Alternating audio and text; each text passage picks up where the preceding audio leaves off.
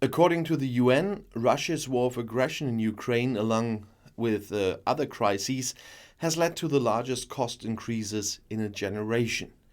For people around the world, the war in Ukraine threatens to unleash an unprecedented wave of hunger and misery, leaving in its wake social and economic chaos. That's what the United Nations warned on Wednesday.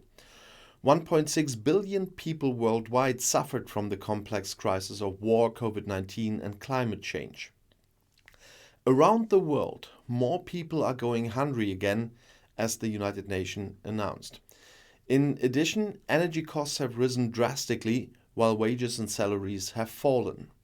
The number of people suffering from food shortages has doubled in the past 2 years, said UN Secretary General Antonio Guterres.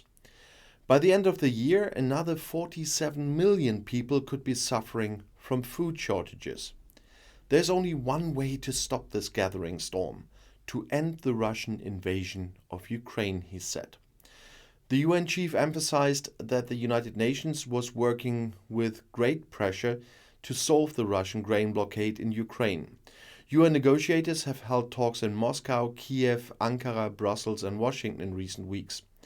According to diplomats, the possible diplomatic solution involves a package deal.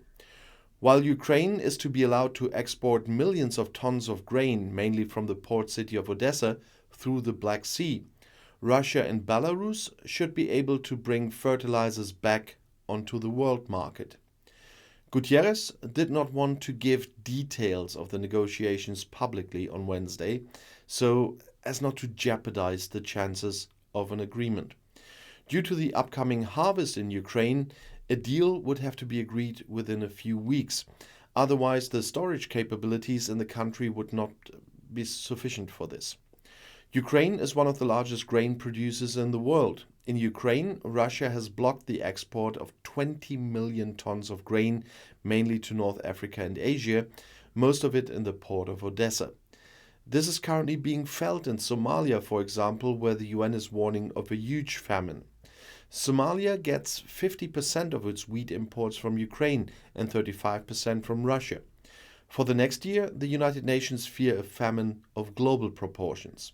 Guterres said, "This year's food crisis is about a lack of access to food. Next year could be about food shortages."